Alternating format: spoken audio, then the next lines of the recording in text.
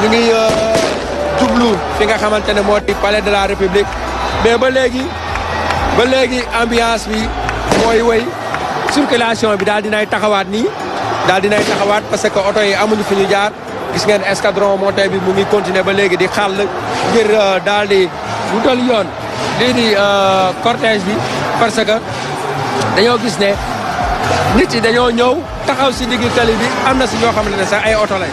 donc loolu nag di ay inconvénients yoo xamante ne day empêcher lii di cortège bi daal di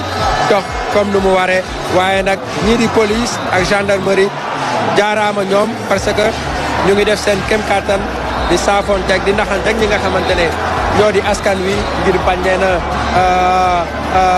comment dirais-je gaañ ci loo xamante ne mbégte la ñoom xam nañ loolu xam nañ ne képp ku fi ñëw rek da nga ñëw pour manifester sa mbégte ba tax na tey jii muy police muy gendarmerie ñu ngi naxtaan ak supporters yi di leen xamal ne tey jii donte mbégte la mais nag am na ku nekk nu mu war a taxawee ngir vraiment liggéey bi ñëpp séq ñu daal koy def ci nu mu waree.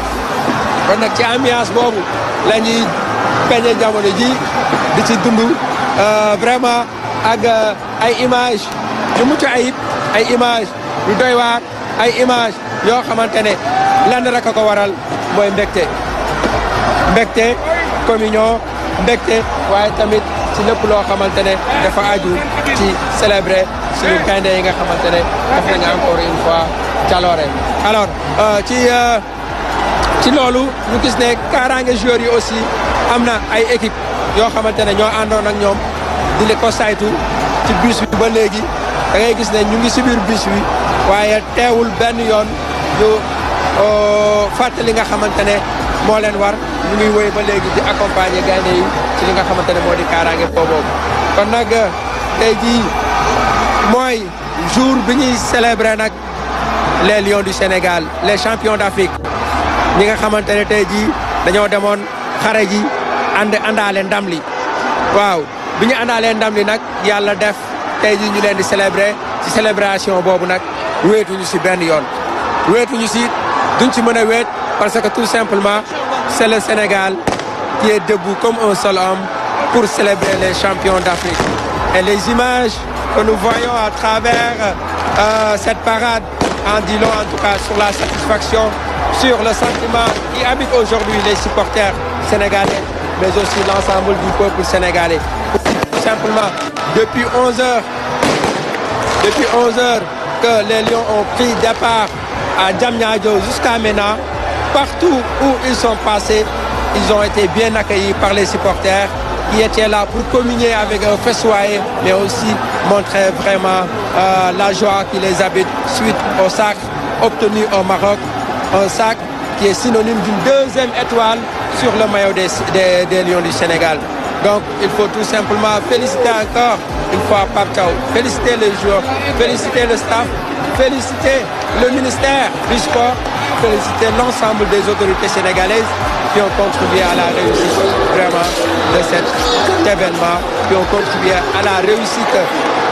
de ce sac, mais aussi qui ont permis aujourd'hui à nos Lions d'être champions d'Afrique. Parce que c'est vrai, aujourd'hui le Sénégal est champion d'Afrique, mais le regard dans le rétroviseur nous permet de comprendre qu'il y a un travail important qui a été abattu. Un travail qui a été abattu par la Fédération sénégalaise de football qui a permis aujourd'hui à ces joueurs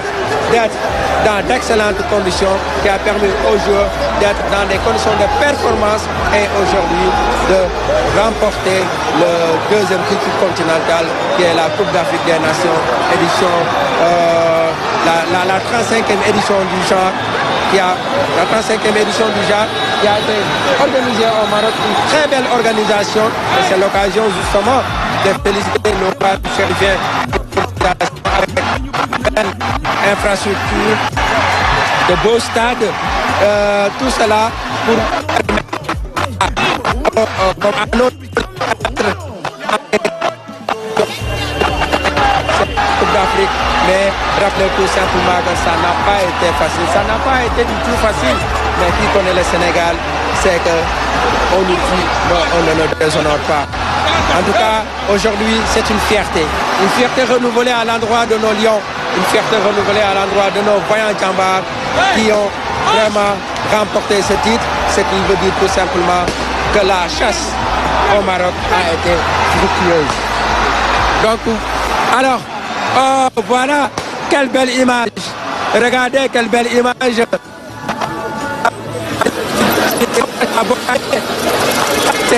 C'est un dit long en tout cas sur la reconnaissance que le peuple sénégalais a pour ses anciens. Donc lii lu am solo la muy loo xamante ne lu rafet la El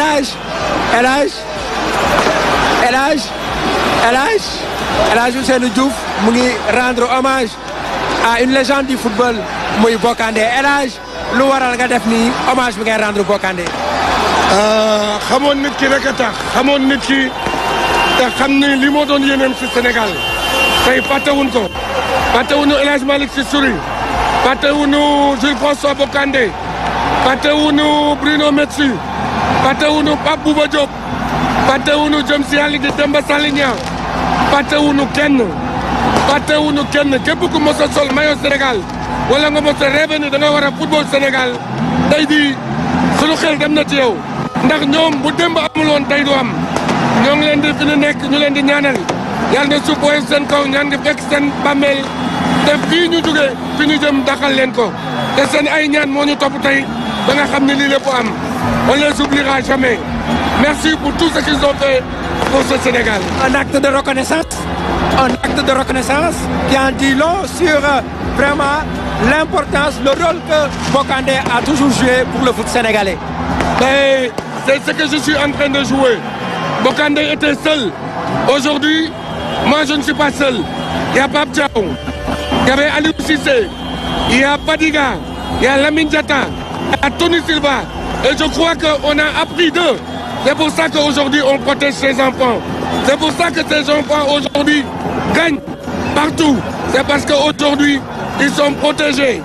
ils sont décomplexés et on leur demande une seule chose. Parce que Sadio l'a dit. Taï, si Sadio m'avait pas écouté, aujourd'hui, quand je lui ai dit, appelle-les, dis-leur de rentrer sur le terrain. S'il ne m'avait pas écouté aujourd'hui, on ne serait pas là. Donc je ne cesserai jamais de remercier ces petits-là. Parce que tout le monde croit que c'est vrai que j'ai un rôle à jouer. Mais c'est parce que ce rôle-là, ils me l'ont simplifié. Merci.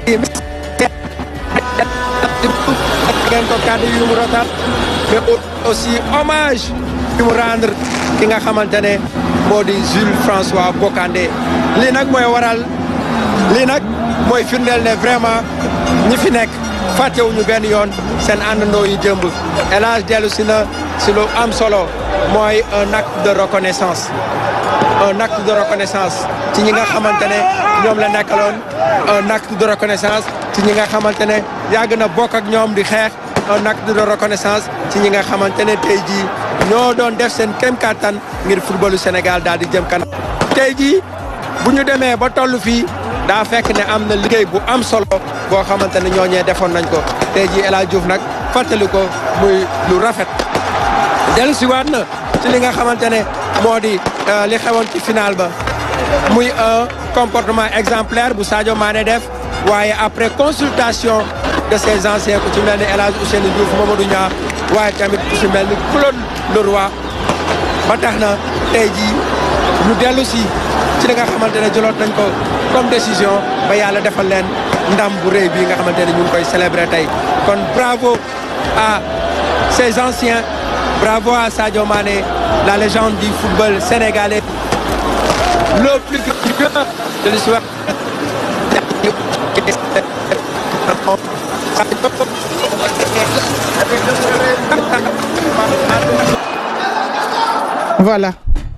Voilà, merci à Ibrahima Ndong qui se trouve toujours dans le bus Prestige des Lions du Sénégal qui vont arriver d'un moment à l'autre à la présidence au Palais de la République. Ce sera dans moins de dans quelques minutes en tout cas nit ñi nag di continuer di féliciter liggéey bi RTS def ci CAN bi ak démb ak tey kon nag